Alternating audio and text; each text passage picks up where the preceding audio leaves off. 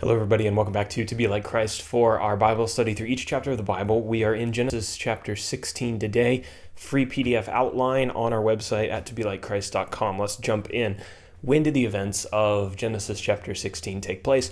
This would have been between the 75th birthday and the 100th birthday of our main character, Abram, who we'll talk about in a second. So as far as the years on our timeline, this is approximately 1921 BC to 1896 BC, somewhere in between there.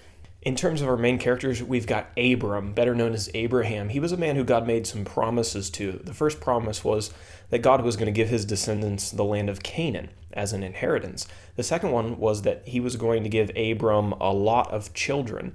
And then the third one was that God was going to bless all the people of the earth through Abraham and his family line. Now, our second main character is Sarai. This is Abram's wife. And interestingly, Sarai was barren. She couldn't have any children. So there's a problem here. How's God going to make Sarai into a great nation, or Abram into a great nation if Sarai can't have any children?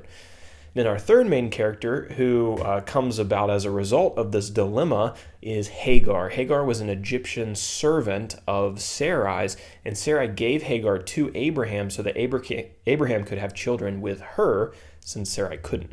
Where did chapter 16 take place? The key location in Genesis 16 is a spring of water known as Bir Lahai-Roi. Now, the exact location of this spring is unknown, but most historians think that it's located somewhere within the borders of the black box, which you can see on the map on the screen if you're on YouTube, or the PDF if you download that.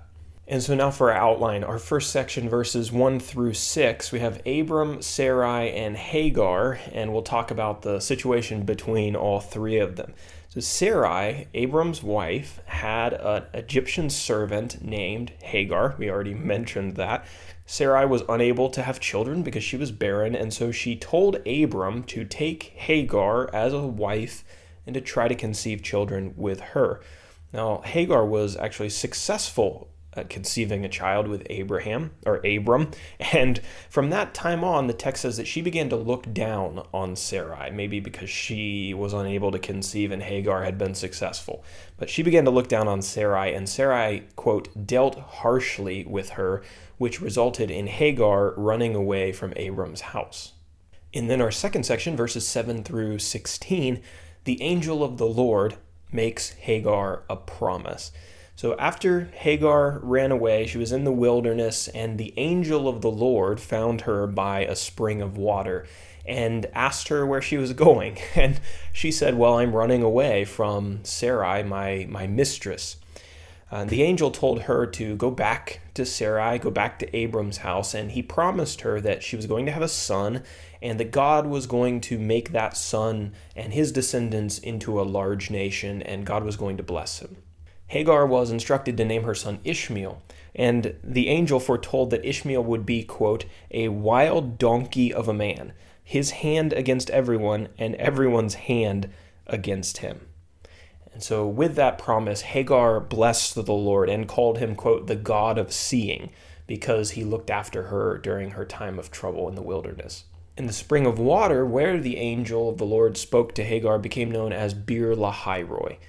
And Abram was 86 years old when Ishmael was born.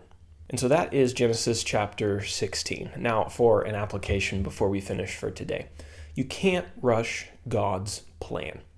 In Genesis chapter 12, which felt like a long time ago, and it was for Abram and Sarai, God had promised to make Abraham into a great nation.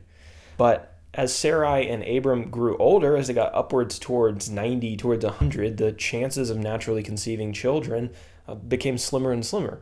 Rather than trusting God's promises, Sarai decided she was going to take matters into her own hands and give Hagar to Abraham as a way to kind of solve this problem of Abraham not having any children. In the upcoming chapters, we're going to find out that Sarai's solution didn't actually solve the problem. In fact, it caused a lot of hardship in Abraham's household because of Sarai's impatience. It's always better to trust God patiently than to try to take matters into our own hands in an attempt to solve things more quickly. God will fulfill his promises. There's no doubt about that. And stories like this in the Bible teach us that in the modern day. It may feel like God is slow in fulfilling his promises and doing what he says he's going to do in his word, but he will get around to it when he's ready, and you can trust that whenever he's ready is the best time for that promise to be fulfilled.